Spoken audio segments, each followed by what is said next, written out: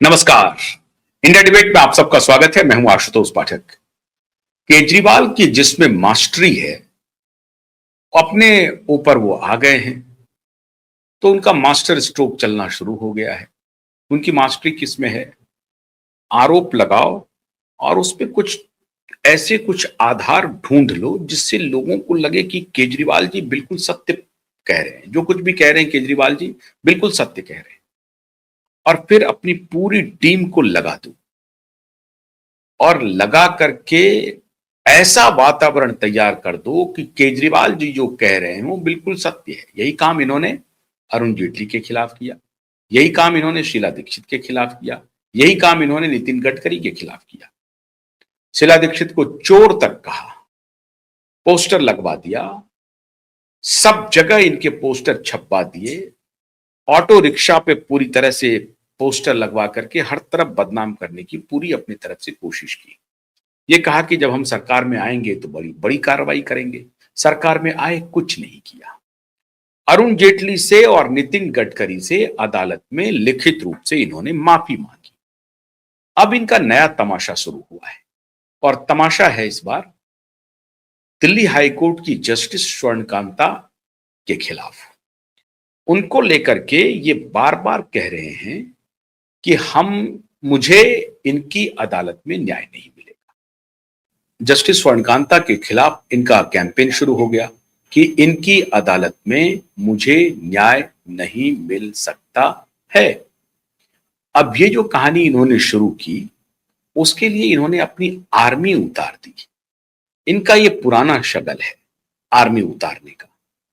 ये खुद नहीं कहेंगे, चारों तरफ से घेरने की कोशिश करेंगे, अनर्गल प्रलाप करने की कोशिश करेंगे।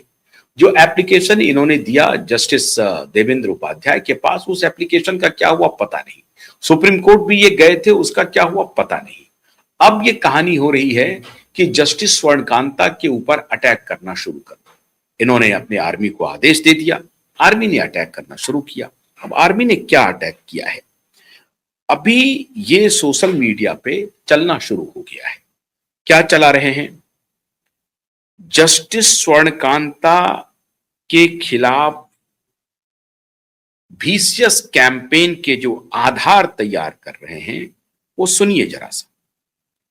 जस्टिस शर्मा के बेटे, मतलब स्वर्णकांता शर्मा के बेटे और बेटी ईशान शर्मा और सांभवी शर्मा, दोनों को ही केंद्र सरकार द्वारा दिल्ली हाई कोर्ट और सुप्रीम कोर्ट में वकीलों के पैनल में शामिल किया गया है।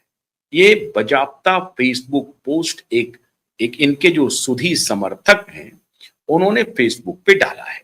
अब ये पोस्ट एक्स पर भी होगा, ये पोस्ट अदर प्लेटफॉर्म पर भी होगा, व्हाट्सएप ग्रुप में होगा, इंस्टाग्राम पर होगा, ये टेलीग्राम ग्रुप में होगा। चारों तरफ से यही विशियस कैंपेन इनका शुरू हुआ है।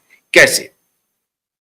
पैनल में शामिल किए जाने के विवरण के अनुसार दोनों भाई बहनों को नियुक्ति ठीक एक ही दिन हुई थी।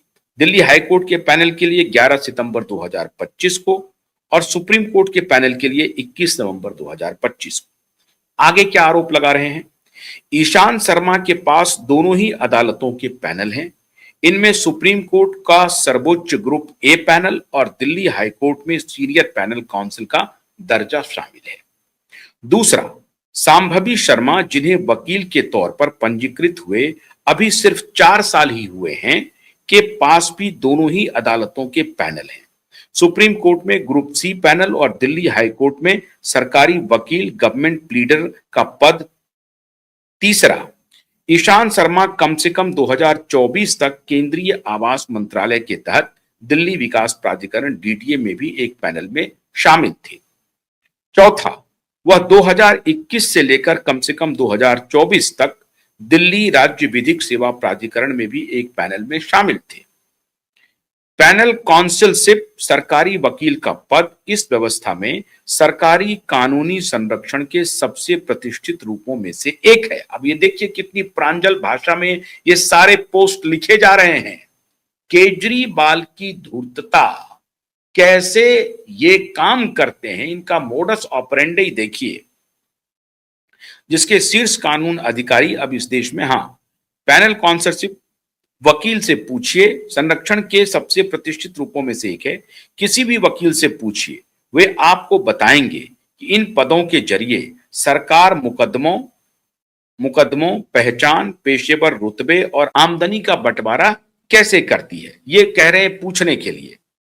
लेकिन इससे भी ज्यादा अहम और परेशान करने वाली बात यह है कि ये पद उसी सरकार की मर्जी पर टिके होते हैं जिसके शीर्ष कानून अधिकारी अब देश के सबसे ज्यादा राजनीतिक रूप से संवेदनशील मामलों में से एक में जस्टिस शर्मा के सामने पेश हो रहे हैं।